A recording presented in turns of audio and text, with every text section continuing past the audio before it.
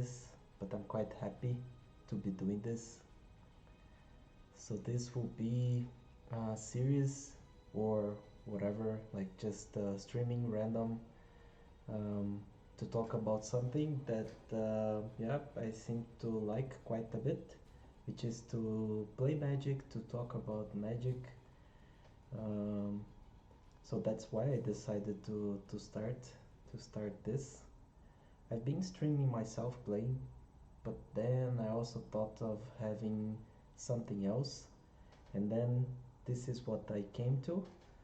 So my idea is to, at least on a weekly basis, maybe I can do it more, um, to curate, to gather content, and then share with whoever might be interested in like reading, talking about, listening, whatever about Magic.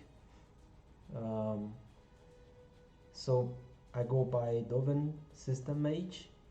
So as you guys can see here, mid-range is like a 25%.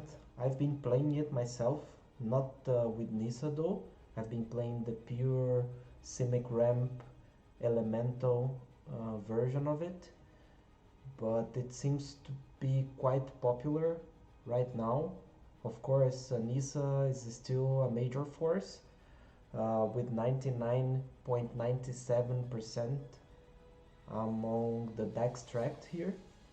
So it's possible to see some residues of flash archetypes. And as you guys can see below, there are some decks that I would like to share with you guys. Of course, the link for this document will also be available. I'll link it somewhere over here, probably in the description of the video. But one interesting variant, one interesting uh, version of this mid-range Simic archetype we've been seeing is this one with the oozes and flash. It's quite interesting. I actually brought it up here so we can check it. So as you guys can see, it brings biogenic ooze, hydroid crisis, which is also like present in most versions of this deck. Brazen Bower is interesting because this can play along many other cards like Tassa, for example. Although in this one Tassa is not present, right? But when it is present, it also helps to contribute for the blue devotion. And then we have Frilled Mystic, which is classic of flash control Simic decks.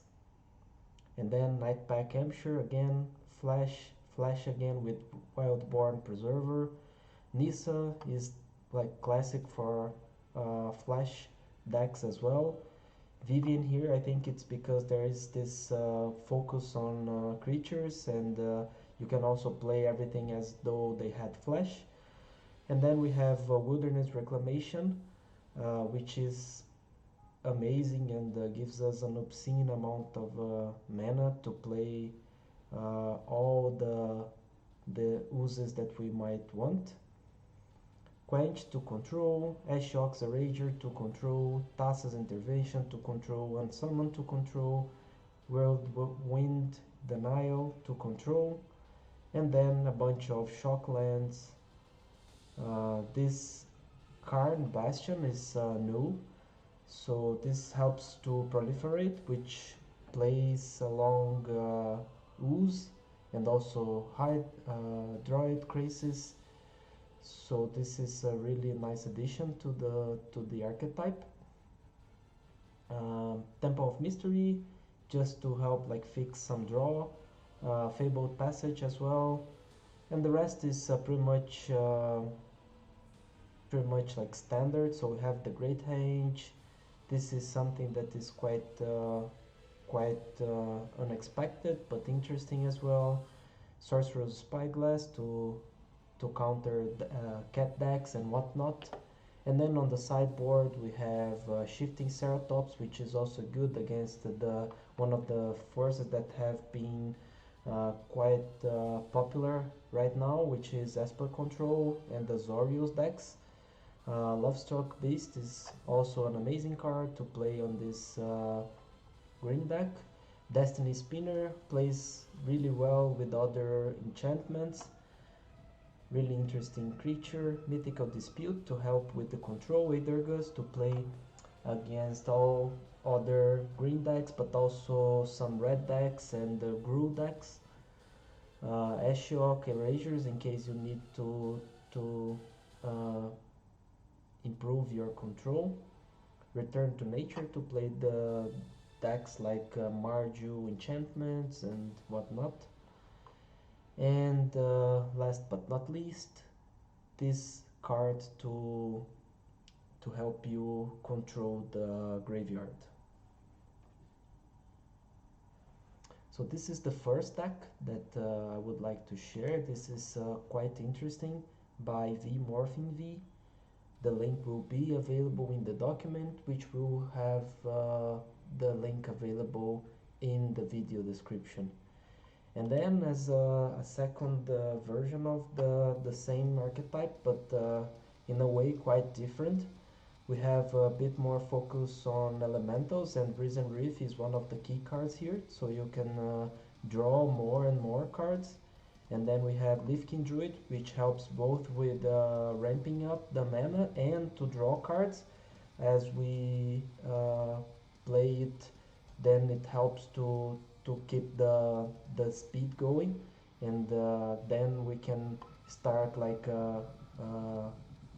playing cards like Cavalier of Thorns. And then we have Agent of Treachery, which combos really well with Tassa. This is one of the most powerful combos I've been seeing. I've been playing this deck myself, and this combo is a major combo in this deck. So you can always steal things from the opponent. And then Uro, which is an amazing card, both to help you stay alive, because it heals you for 3 every time you play, and you play at least once in order for it to stabilize on the board, because it sacrifices itself when it is first played, and then you need to escape it. So total 6 health healed, and then it also helps you both with drawing more cards, and also every time you draw a card, if you have a land on your hand, then you can play it. So it's a really versatile card. It's also super cheap, just 3 mana. And I've been playing it also with Nylea, the green god, which helps it to become even cheaper, because it decreases the cost of it by 1. So it becomes just basically 1 green mana and 1 blue mana, which is amazing. This version of the deck also has Cavalier of Gales, which plays along Tassa in order for the blue devotion to go up, and then enable Tassa as a creature. Also, it helps a lot with drawing cards and also fixing the drawing. So this card is really amazing, and it's also a 5/5 with flying, which is really good. Gildan Goose is also really important for this archetype, because it helps to fix the mana. It allows you both to gain health and also cast cards even if you don't have the mana, like all the colors you need to cast a given card. And then one of the most cool cards of this deck is Endrace for Runners, because when you play it with the Finale of Devastation, especially when you are able to cast this one with 10 in mana, then you also give it plus 10/10, then this thing will grow to some ridiculous numbers, and it will also give trample and haste and vigilance to all other creatures. So you can see that many times when I cast this combo, most opponents just concede right away. And then, as I had said in the other deck, Brazen Borer might contribute as well for Blue Devotion. therefore playing well along Tassa. So this version also has Nissa. The one I've been playing does not have Nissa, but we all know that this is one of the most broken planeswalkers right now. So uh, there you go. Growth Spiral. This is also really good to both fix the mana. Actually, it helps you ramp because you can play more than one mana in that turn, and then you can keep drawing, accelerating your draw. So the lands that are important for us to talk here is both Temple of Mystery and Breeding Pool. The first to help you fix some draw, and the second to make sure you always have both mana colors available. But then also important, we have Castle Ventress to help you with the drawing, fixed drawing, and also Castle Garenbrick to help you with casting creatures. This one is really good. So Shifting Ceratops and Wicked Wolf, these are two really important cards for the archetype. This one is important for the likes of Esper Control and Azorius, and this one is important in pretty much every match because you can always select creatures to take down, like some Mayhem Devil or some other important creature depending on the opponent archetype. And then we have one more copy of Brazen Borer, Aether Gust to help with the Grul decks, red decks, and green decks, which is really good. Mythical Dispute, we also know that this card is really important. And then we have one Mystic Repeal, which is meant to help with enchantment focused decks. So this is the second deck that I would like to highlight. As you guys can see here, this archetype, although quite powerful, the win rate has been dropping a bit, and I felt that as well. I've been playing it, as I told a couple times, and although it's still really good, I still win, I would say, a great portion of the matches, but as Esper becomes more and more present, it becomes difficult to keep winning, and also the likes of Mono Black Devotion and others like Mono Red deck wins. So there are a couple new archetypes that are countering this, but still a really fun, a really powerful deck to play. And this leads us to the next deck, which is Grixis Control. I am personally a fan of this archetype. I've been playing for the past, I don't know, maybe 2 seasons, Grixis Control, especially with Nicol Bolas and also Fires of Invention. It's really cool, although it also became a bit fragile in these recent seasons, but it's still quite fun, and there are a few new, let's say, tweaks to the archetype with the Taros Beyond Death cards. But it is still quite common to see cards like Nicol Bolas, which is still like 78.8% of the decks in this archetype still bring this up. So it's interesting as well to see other cards that are quite consistent, like Thought Erasure and the Shocklands that are here for a few seasons already, like Steam Vents, Watery Grave, and Blood Crypt. And a bit less, but still quite powerful, Fabled Passage. And as you guys can see, one interesting thing about this archetype is that it is still, I would say, a bit spread out. It's not like dominant as we see usually in other archetypes.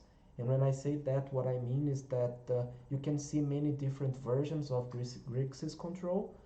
Not necessarily all of them will bring Nicol Bolas, not necessarily all of them will bring Fires of Invention. So it's quite diverse, I would say, archetype. So you have full control, mid-range control, and you have different versions of each. So I just brought one deck by Vodka Crusader that I thought to be quite interesting. It's called New Bola's War. It highlights Nicol Bolas, the Dragon God, Narset, Liliana, Ashiok, and Nightmare Muse, which I've been seeing quite many archetypes, many different decks. A really good Planeswalker. Thought Erasure, which is a classic one, Fires of Invention, Storm's Wrath. This card is also being added to many different decks, many different archetypes, really good AOE. Um, to be added to mono red, to be added to whatever other deck that might need to clean the board now and then. Agonizing Remorse, this card is really good, especially against decks that we've been seeing with lots of gods, because it not only reveals and remove a card from the hand, but it exiles the card. In other words, even if you play, let's say, Thought Erasure and then you drop the card, it will go to the graveyard. But if you use Agonizing Remorse, then it will go to it will be exiled. Therefore, the player will not be able to bring it back with escape. Medomai's Prophecy, this card is really interesting.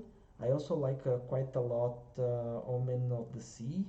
Sometimes I even prefer, but this is also an amazing card, especially because you can cast a card with the chosen name, and then you can draw 2 cards, and then in the end you can still look at the top. But again, sometimes I prefer Omen of the Sea, because Omen of the Sea also contributes to Blue Devotion like permanent, because this one after 4 turns it will go away, but not Omen of the Sea.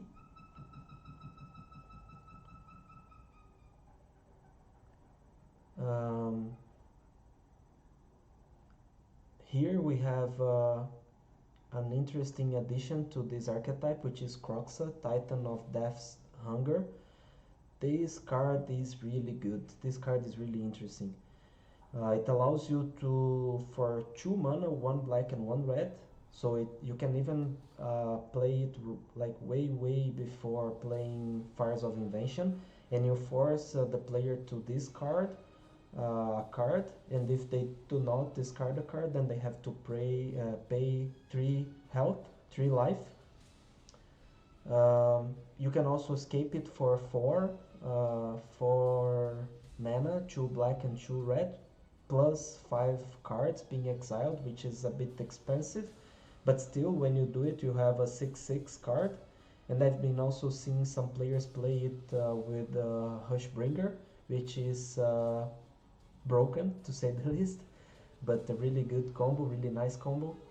And then a classic one from Lord of Eldraine, Murderous Rider, present in pretty much all decks that include black mana cards. And then we have the Shocklands, which are present in many decks, really important cards right now to play multicolor decks.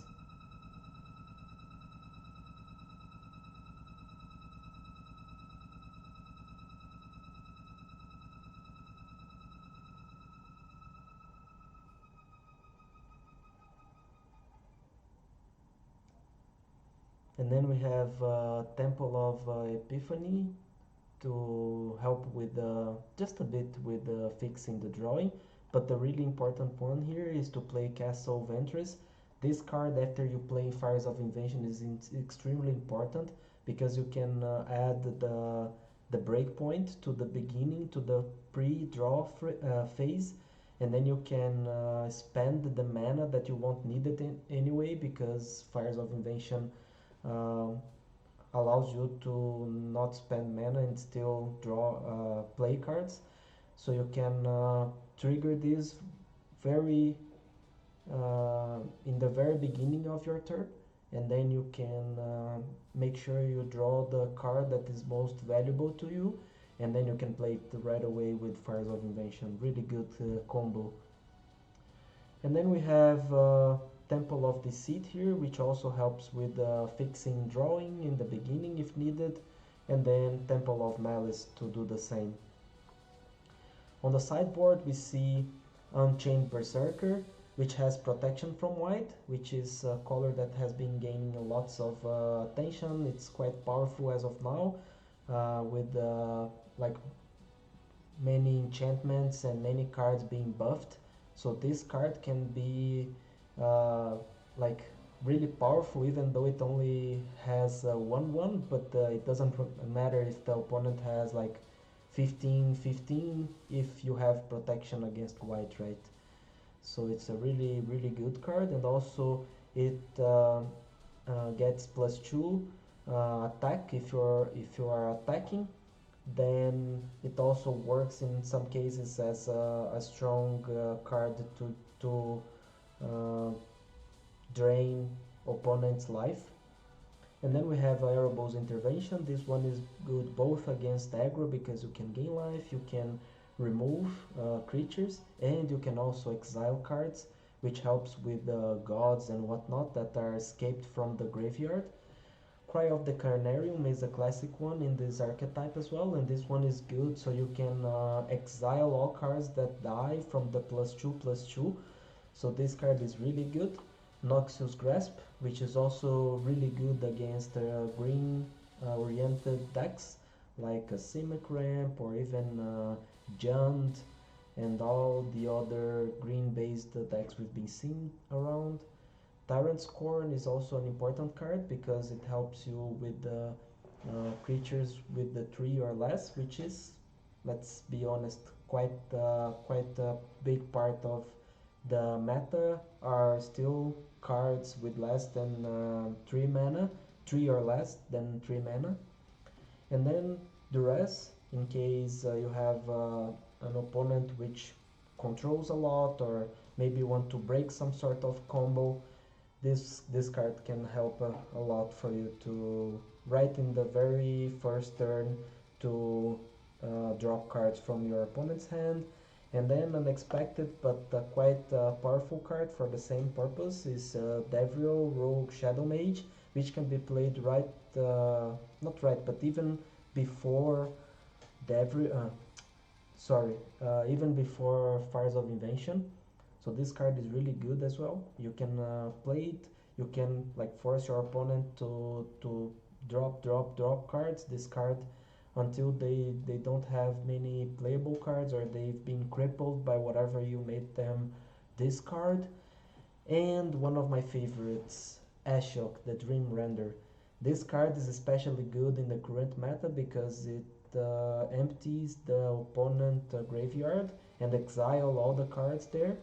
And this is important especially because of Scape, and then when you do it, and you can do it 5 times because it starts with a loyalty of 5 and it only costs you 1 point of loyalty. And there's also the bonus, which is often forgotten by players, that when Ashiok is on the board, you cannot search your library. I mean, your opponent cannot search his or her library.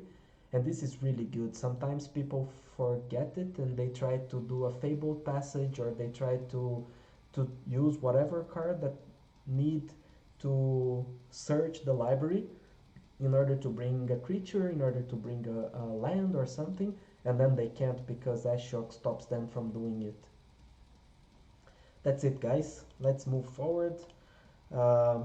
The next archetype that I want to talk about is Esper Control. And it is back, baby. Back. Esper Control is back. So with its own set of lands, shock lands, like Watergrave, Hallowed Fountain, and Godless Shrine. And then who do you say? Yes, him. He is back. The Fairy, Time Raveler, with whopping 87% presence in the archetype. And of course with a new set of friends like Ashiok, Nightmare Muse, and as per Elspeth Conquers That, sorry. with close to 50% win rate and up. Can we say that this archetype is trending or not? I've played it myself a bit. I haven't been really successful. I guess I'm not really good with Esper yet, but I've seen a few different versions of the same deck that I have, and I want to try them in the coming days. I'll do some tweaks here and there to have these better versions, but it works really well. I've played the Aether Hub tournament recently with it, and yeah, I did manage to to play well with against other players. Um, as so, the first one is this Asper Doomfortold. The name is quite suggestive, as you see. So we have 4 copies of Doomfortold, 4 copies of Omen of the Sea, which is, as I said in a previous deck, a really good card. I really like it, especially because it has flash. You can play it in flash decks with the Cutthroat, that Merfolk. Um, it scries 2 cards, draw a card, and then allows you to scry 2 more by sacrificing it. This card is amazing. 4 copies of Thought Erasure, and then 3 copies of Treacherous Blessing, which plays really well with Doomfortold, because then when it's your turn to sacrifice a permanent, you can sacrifice it, and then you don't need to keep losing 1 life. So this plays really well together. And then 4 copies of Oath of Kaya, which is a somewhat old enchantment, but still really good. It helps you to gain life, it helps you to remove cards, and it still protects your Planeswalker. And then we have 2 copies of Kaya's Wrath, which is good to clean the board whenever you kind of lose the control for a while, and then you do it. And especially with the Teferi Time Reveler, you can play it in instant speed in the opponent turn, right after the opponent play, let's say, 1 or 2 more creatures. So this card can be really powerful, really surprising. And then we also have Time Wipe, especially when you have the likes of Dream Trawler on the board. You don't want it to be destroyed along the opponent's creature, so you can return it to your hand and then destroy everything else. And then we have Dance of Demands, which works along Chaos Wrath with Doomfortold, Omen of the Sea, so on and so forth, to bring enchantments back. And especially if you are able to cast it with X6 or more, then you're gonna bring these enchantments as 4/4 creatures in addition to what they do. So you're gonna trigger their default behavior, like sacrificing opponent's creatures, but also bring them as creatures, and this is really powerful. And then we also have Medomai's Prophecy here, which helps you to fix drawing, and also is an enchantment, so you can use it alongside Dance of Demands. Dream Trawler is one of the most important win conditions in this deck, because it helps you heal, which is something that Asper was missing for a while. It also draw cards, and every time you draw a card you get +1 with and this with the lifelink helps to heal even more. So if you're able to somehow let's say, for example, play a Dream Trawler, and then you play, let's say, Treacherous Blessing, then you gain 3 more attack, and then you can heal for 3 more with this card. And it's also really difficult to remove, because it has this discard a card. Dream Trawler gains hexproof until the end of the turn. The only problem with it is that you have to tap it, so sometimes the opponents, they exploit this, but I guess it's still a powerful card. This is being played quite a while.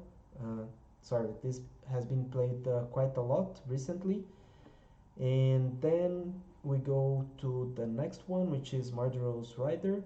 This card is really good here as well, because it helps both to remove opponent's creatures, and it also helps to cure, which is really good, especially because it has 3 toughness, and this against mono red and other creature based decks can help you not only protect but also heal quite a lot. And then the lands that I had already mentioned, and a few more scry lands to help with fixing the drawing. And then in the sideboard, glass cascade, sorry, glass casket, which is good to exile, not exile, it just traps the card until the glass casket leaves the battlefield. But it's not that common for this card to be returned. Of course, it sometimes is returned, but it's also a cheap artifact, and many times you can like keep a creature or some other type of permanent. Um Actually, it's just a creature, right? So when Glass Casket enters the battlefield, exile target creature and opponent control with converted mana cost 3 or less until Glass Casket leaves the battlefield. So this card is good. Sometimes you are facing something like Simic Flash, and then Simic Flash doesn't have anything to deal with this kind of card. Then you can trap the likes of, let's say, even Tassa, when Tassa becomes a creature. Or maybe you want to trap Cavalier of Thorns or Agent of Treachery. So you have many different cards to play against. Then we have Dovin's Veto. Yes, Dovin's, the card that I'm named after. This card is good because it's not only a counter, but it can't be countered itself. So this is a really powerful card to have, and given we have both white and blue mana, it makes a lot of sense to have this card here. Durez, in case you need to discard something, break some combo from the opponent. Erebos Intervention for aggro decks, and then Banishing Light. This is also quite powerful card.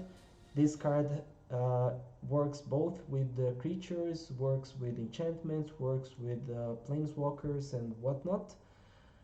So this is really good card. I've been seeing many players playing it. I recommend trying it as well.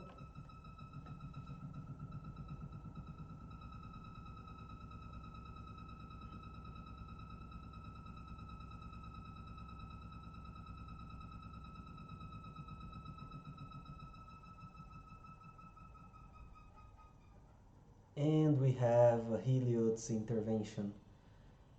Basically, you can destroy how many artifacts or enchantment, and you can also gain a lot of life with it. And then we have Ashiok Dream Render, which I recently explained why I think this is such a great card even in the current meta. So now we can talk a bit about the numbers, and then we close it by talking about the second version of this archetype. So as you guys can see, it is still like floating. Sometimes it works better, sometimes it doesn't, but I would say that right now it's one of the best archetypes to be played. Many players, of course the ones that managed to master the deck, master the archetype, are performing really well with it. But it's not an easy archetype because it's full of combos, full of interactions, and sometimes it's easy to lose that one effect of a card that you play that you could use in order to keep you in a better position.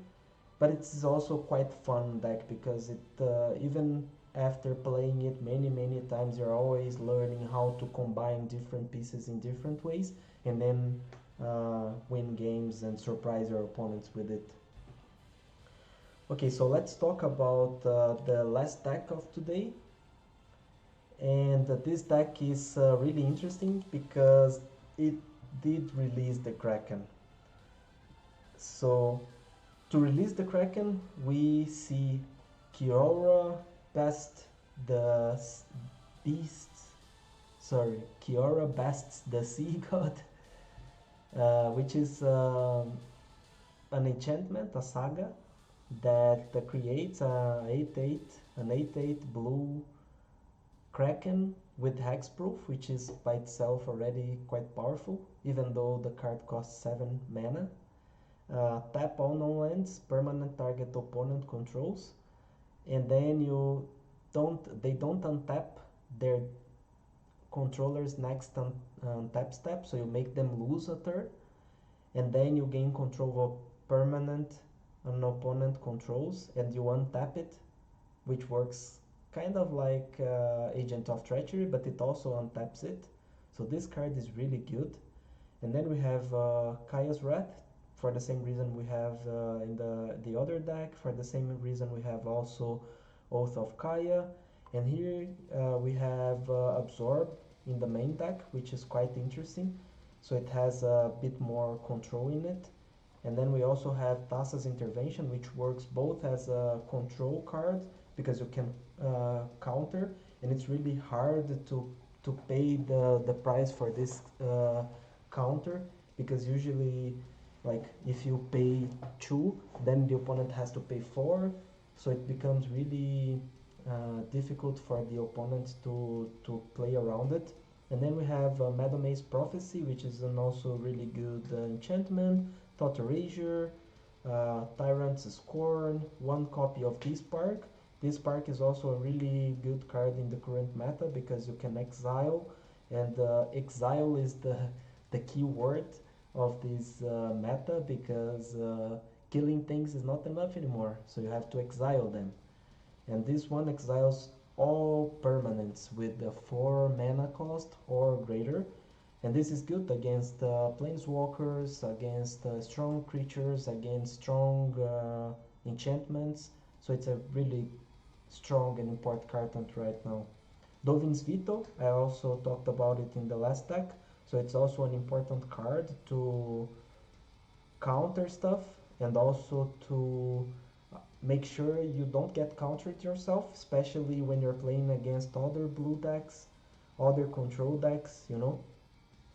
And then we have 1 copy of Mortify, and then we have 2 copies of Ashiok Nightmare Muse, which is really good, especially because as we exile stuff, then we can eventually ult Ashiok, and then we can play 3 cards that got exiled.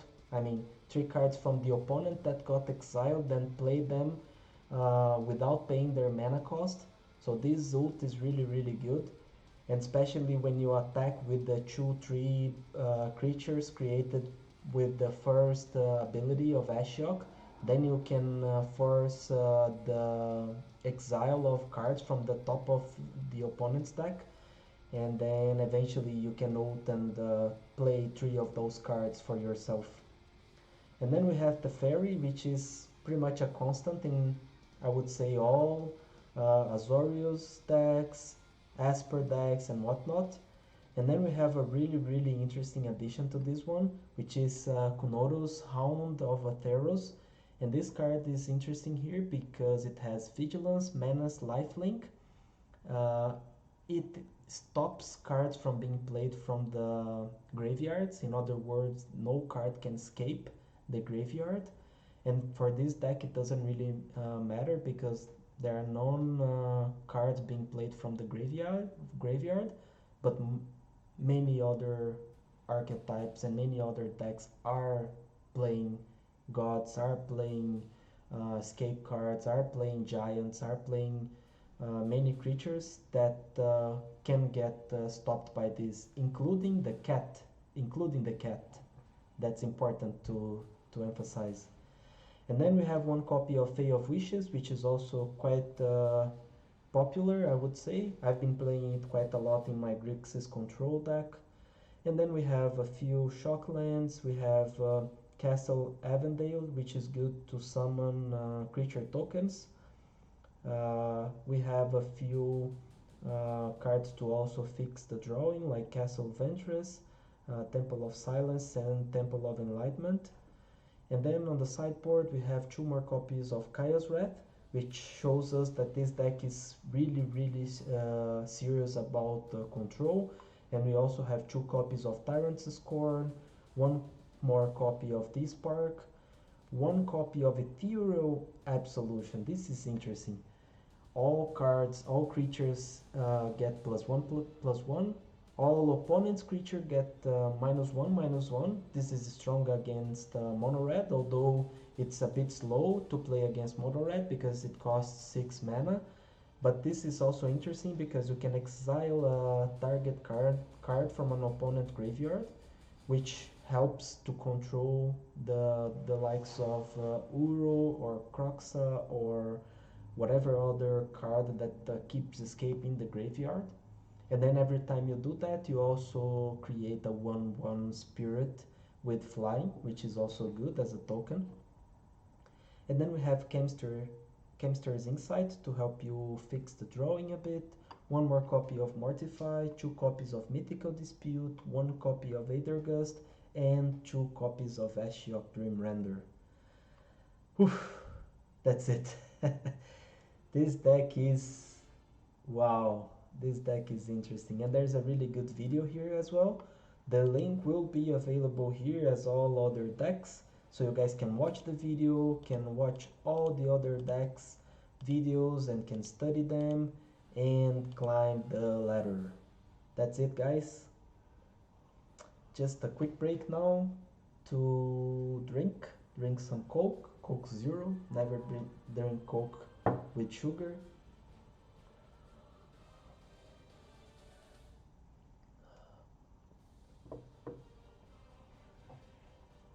Okay, let's talk a bit about the standard tournaments. I'll start talking a bit about, let me zoom a bit here. Okay, this is good. Okay, so this is interesting. I got some meta info about the tournaments. So as you guys can see, the most played archetype in standard tournaments right now is Azorius. So there are quite many different versions like Flash Azorius, and even Covert Go Blue played a version of this deck in Brawl Hall, which I will talk a bit about in the end, and also links so you guys can watch if you haven't still. And then the second deck that is almost as played as Azorius is Rakdos. Rakdos aggro, of course. Played close to 8% of the time. And then we have Tamura Reclamation being played 8% of the time. This is of course with Explosion, but now you have some other tools to help you get this up and running. And then Mono Red is back. They got a few more tools on their tool belts, so hang tight because Mono Red is back and they've been climbing the ladder quite aggressively, especially in best of 1. Best of 3 sometimes you do manage to counter them, but best of 1 is really difficult because they just trample you with everything they have. They're so overwhelming. So this is not a deck that I've been playing a lot myself, but I see the power of it. This is insane. And then the one that I've been playing quite a lot, Simic Ramp Elemental, being played 6% of the time. So this is how the meta for tournaments look like. I suspect we will see some of these archetypes in the World's Champion that will happen next week. So keep an eye out for this. It will be quite interesting to see the pro players, the best players in the world playing the new standard. Let's see what comes down, what these guys will bring. So we have a few tournaments that I would like to highlight. This event, Taros Beyond That release tournament. It was divided in 2 parts. It was promoted by Etherhub and it had as prize 20,000 gems in the game, which was quite nice prize. Like I think more than 100 players attended. It was like 60, and it was really cool. I attended. I managed to meet Andre, which is Either Hub's founder, a really cool guy. I've been attending some of his streams afterwards. Really nice guy, really cool software engineer as myself. And also this other dude called Chengalenga, and also I attended a couple of his streams. Uh, he's been uh, he's been streaming quite a lot and climbing the ladder, playing some really cool decks and growing his audience. So I think he's a player to keep an eye on. And then other players which I watched playing were really talented, and it was really inspiring for me to see them playing, to see the decks they were playing. I learned quite a lot, so I recommend you guys also attending tournaments, watching the tournaments, watching other players play, because sometimes they will not produce content like guys like Merchant or Mogwai or Covert Go Blue. Some other players they just don't record and publish videos, but they play as well and sometimes much better. So I would really recommend attending to these tournaments so you can see these guys playing. They are really good. And then one of the main topics of today's update is the Magic the Gathering World Championship 26. 26 versions of the World Championship. Can you believe it? I'm quite anxious to see what these guys are up to. And there's also a really cool promotion going on at Magic GG. You go, you pick the pro player that you will cheer for, and if this player performs well, you're gonna earn rewards. Of course, even if the player doesn't perform that well, you're still gonna earn, but smaller rewards. So you have to be careful while picking the champion. Not the champion, but the player that you believe will be the champion, right? Um, and then hopefully you can get some gems, you can get some sleeves, you can get experience out of it. And now we can talk a bit about the announcements, right? So recently, 2 days ago, Wizards of the Coast released this MTG Arena State of the Game, and the link will be here, so you can read the original article if you want. But I did summarize the whole thing a bit for you. So basically, one of the most interesting parts they mentioned there is that now they will add a few new modes to play, and one of them will be the draft mode, so you can play against friends. So I will be able to, for example, direct challenge you and play a draft match. So instead of playing constructed decks that both me and you have, we'll be able to just like pick random cards and then play out of that draft, which makes the game a bit more interesting. So it actually tests not who has the best ability to construct decks with maybe a broader collection, but just the ability to draft. And this is really good. But they also emphasized in this update that this is not this 8-person draft that they've been talking about in their roadmap and some other updates. And they did share something that will come up later this year, which looks quite interesting. So it will be possible to have like many players at the same time, uh, like fighting against each other, playing against each other. So it will be quite interesting to see like 1, 2, 3, 4, 5, 6, 7, 8 players against each other. And this is also like I've been thinking about it, because like sometimes like cards they mention like each opponent, and up until now in Arena we only had the modes where we could play 1 versus 1.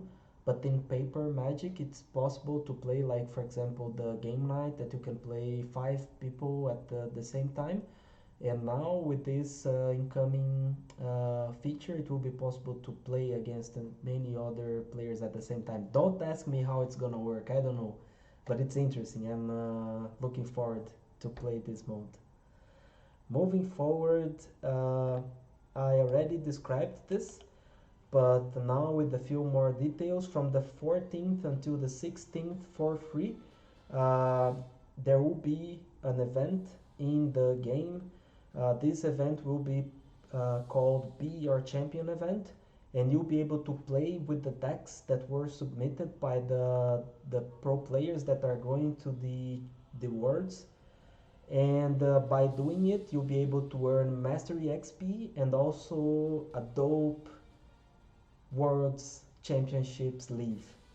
You'll be able to play how many times you want, and with all 16 decks submitted. So 14th until the 16th, don't lose it. It will be quite interesting, quite cool to play. And then we have many other upcoming events they mention in this update. I will not talk like in depth about these events, but basically they will have a few gods focused events, and then each and every event will have like a slightly different, let's call it, approach. So like standard, and then giant, and then immortal sun, and then historic brawl, and then 150 cards, whatever. And then there will be a different series of events coming up called the workshops. And the idea behind this one is to play like different modes that some players sometimes they don't expose themselves to these different modes, and Wizards of the Coast is encouraging them to do it. The first one will be Brawl, which is, I would say, in a way popular right now. And then we will have one dedicated to limited decks, and one which is constructed but off meta, which is quite interesting. I'm eager to see what these guys will come up with. Okay, moving forward, I will talk a bit about tools, but I just want to start with a disclaimer. This is not sponsored. Although, of course, I would love to do some sponsored content in the future if the tool is good, or if whatever is the thing being spoken, being brought up, being highlighted is good, of course. And the tool that I want to talk about that I've been using myself is Untapped GG. I also want to do a review on Magic Assistant, MTGA Assistant, which is the one created by Aetherhub, by Andre, which is quite good as well. I tried the first version, and one interesting thing about also his assistant is that he's aggressively developing it, so it integrates really well with Aetherhub, the website. So I expect to bring it in an upcoming episode of this format that I'm starting here. But today I'm gonna talk about Untapped GG. I've been playing it, I've been playing using it, and this tool is just amazing. I'll start talking a bit about the deck tracker, which is really good because it is compact. It barely uses half of the screen. The one for your own decks always stays on the left, and it uses kind of like maybe half of the screen, but it is centralized in the middle of the screen on the left corner. And it tells you like the card, the cost of the card. If you hover it, it will show the entire image and the description of the card. It tells you the probability of you drawing that card next turn, and also for lands the same. So this is really good. It also has some really easy show and hide shortcuts. It is basically Alt plus Q and W to show both your own deck and the opponent deck, which shows on the other side, on the right side. So this is really good, really easy to use. Let me just lower this sound just a bit here, guys.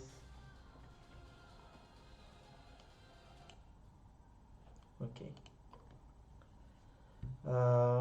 Next up we have this really subtle widget that stays right below this thing when it's shown, of course. And this helps you to toggle this guy and the opponent's tracker by clicking. So if you prefer clicking instead of using the keyboard shortcuts, you can also click here.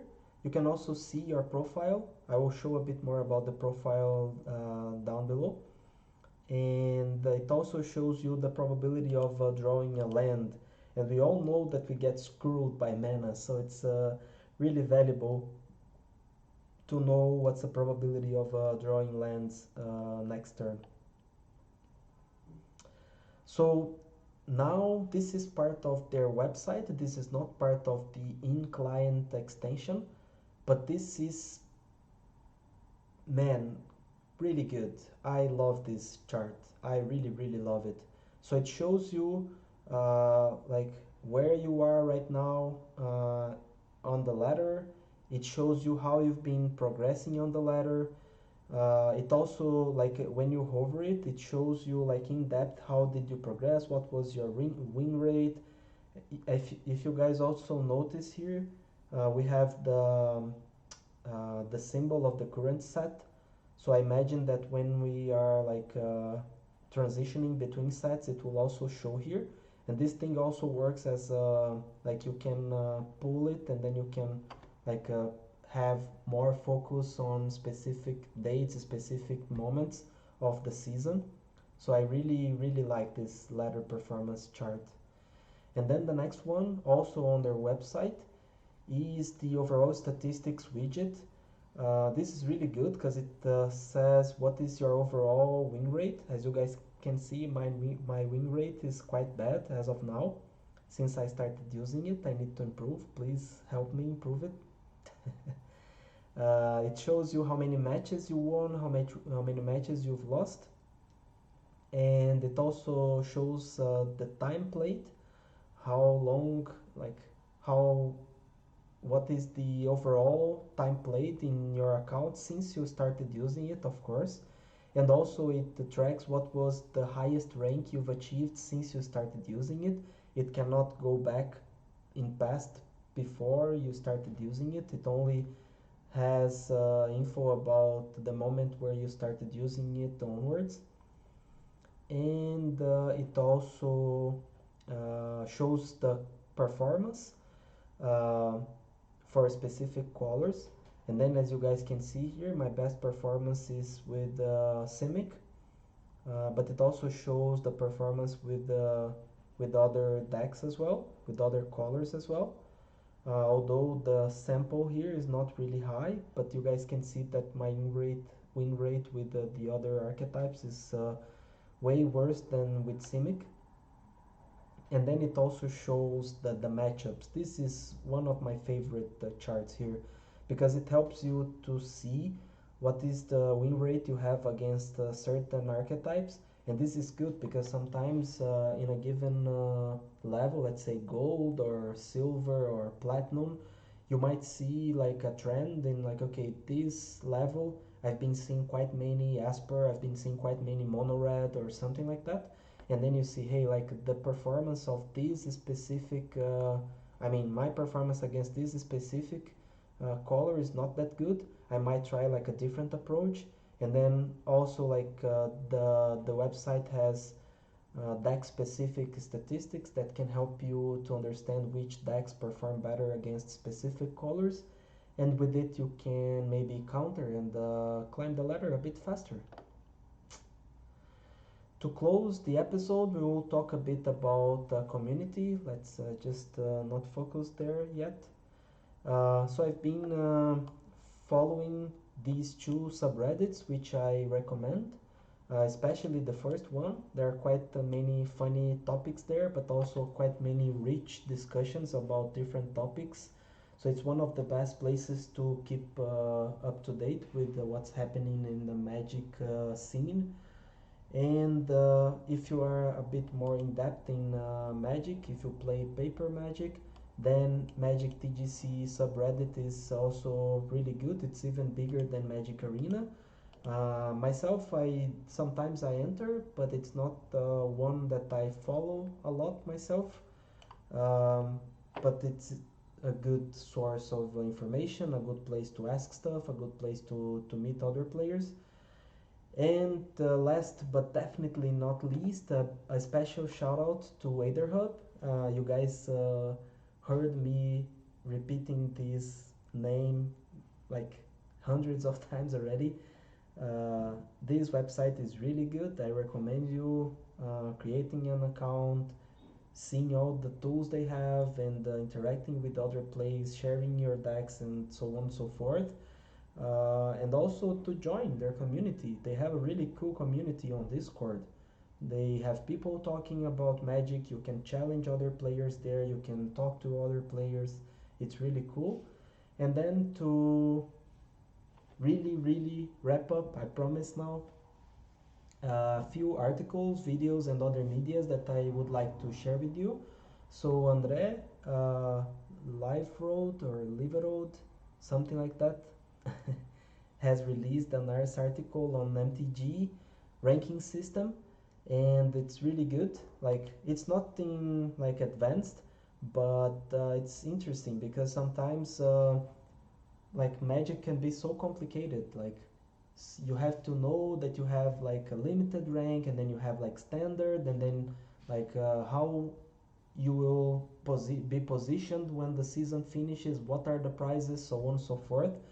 And then if you do understand it, especially if you're free to play player, you can maximize the rewards you're gonna get out of it.